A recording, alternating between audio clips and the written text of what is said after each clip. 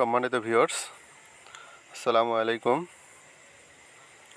18তম শিক্ষক নিবন্ধন লিখিত পরীক্ষা যারা অংশগ্রহণ করেছিলেন অনেকেই সামাজিক মাধ্যমে আমার কাছে জানতে চেয়েছেন লিখিত পরীক্ষার ফলাফল সম্পর্কে কবে নাগাদ প্রকাশিত হতে পারে আপনাদের লিখিতের ফলাফল।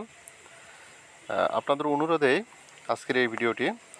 আমি কথা না বাড়িয়ে এনটিআরসিএ থেকে সর্বশেষ যে তথ্যটি পাওয়া গেছে সেই আলোকে 2-4টি কথা বলবো। আচ্ছা, আমরা কালের কণ্ঠের একটা নিউজ থেকে যদি তথ্যটা আমরা একটু দেখি, বলছে 18তম শিক্ষক নিবন্ধনের লিখিতের ফলাফল নিয়ে যা জানালো এনটিআরসি সর্বশেষ, অর্থাৎ 2 আগস্ট 2024 সাল, আজকের যে নিউজ, আপডেট নিউজ। আমরা একটু মূল আলোচনায় যাই। বলছে যে বেসরকারি শিক্ষক নিবন্ধন ও প্রত্যয়ন কর্তৃপক্ষের এনটিআরসিএ আয়োজনে 18তম শিক্ষক নিবন্ধনের লিখিত পরীক্ষা শেষ হয়েছে গত 13ই জুলাই। পূর্ব নির্ধারিত তারিখ অনুযায়ী গত 12ই জুলাই শুক্রবার স্কুল পর্যায়ে ও স্কুল পর্যায় 2 এর লিখিত পরীক্ষা অনুষ্ঠিত হয়, আর 13ই জুলাই শনিবার অনুষ্ঠিত হয় কলেজ পর্যায়ের পরীক্ষা।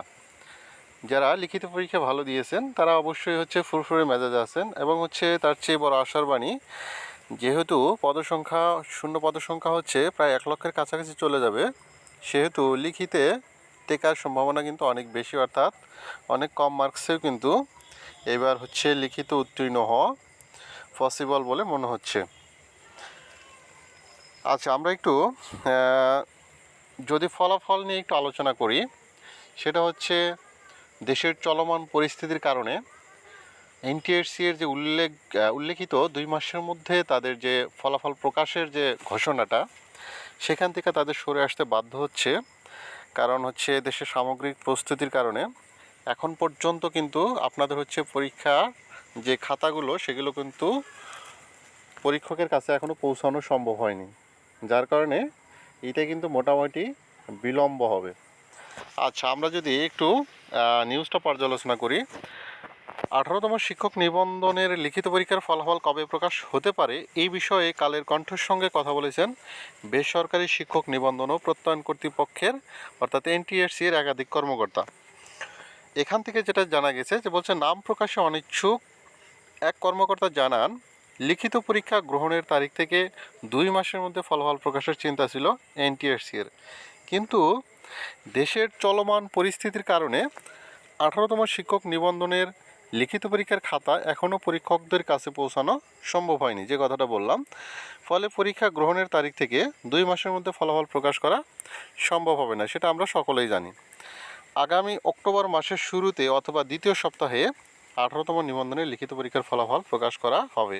তারা আশাবাদী যে এটা আগামী অক্টোবর মাসের শুরু অথবা দ্বিতীয় সপ্তাহে এই রেজাল্ট পাবলিশ করা পসিবল বলে মনে করছে। তো এনটিআরসি এর সচিব ওবায়দুর রহমান বলেন, আমরা এ সপ্তাহের মধ্যে পরীক্ষার খাতাগুলো পরীক্ষকদের নিকট পাঠাবো। তার মানে আপনাদের যে কথাটা বলছিলাম, আপনাদের খাতা কিন্তু এখনও পরীক্ষকদের কাছে পাঠানো সম্ভব হয়নি এই চলমান ঘটনার কারণে, পরিস্থিতির কারণে। তাদের যেটা বলা হয়েছে, তারা যেটা বলছে যে এই সপ্তাহের মধ্যেই কিন্তু পরীক্ষার খাতাগুলো ডিস্ট্রিবিউট করে ফেলবে। যদিও সম্ভব হবে কি না আমার কাছে একটু মনে হচ্ছে কষ্টকর মনে হচ্ছে। এরপর পরীক্ষকরা নির্ধারিত সময়ের মধ্যে খাতাগুলো মূল্যায়ন করে পাঠাবেন, তখন ফলাফল প্রকাশ করা হবে। এই প্রক্রিয়া আরও অন্তত 2 মাস সময় লাগবে, অর্থাৎ খাতাগুলো পরীক্ষকদের কাছে পাঠানোর পর থেকে 2 মাস সময় কিন্তু লেগে যায়।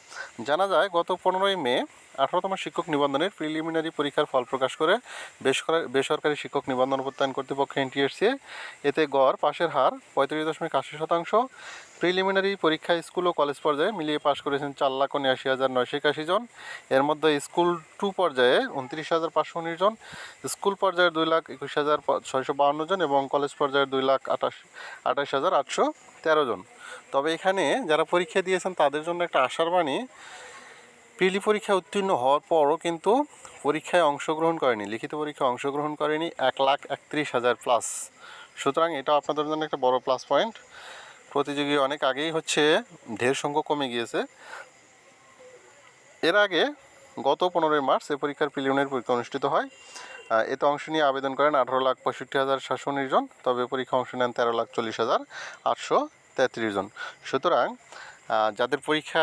যারা পরীক্ষা দিয়েছেন, রিটেন পরীক্ষা দিয়েছেন, তাদের প্রতি হচ্ছে আমার অনুরোধ থাকবে, আপনারা সময় ক্ষেপণ না করে, সময় নষ্ট না করে, আপনাদের যদি অন্য কোনো অপশন না থাকে, বিশেষ করে অন্য চাকরির যদি কোনো অপশন না থাকে, তাহলে দ্রুত চেষ্টা করবেন আপনারা হচ্ছে ভাইবার জন্য প্রস্তুতি সম্পূর্ণ করার জন্য।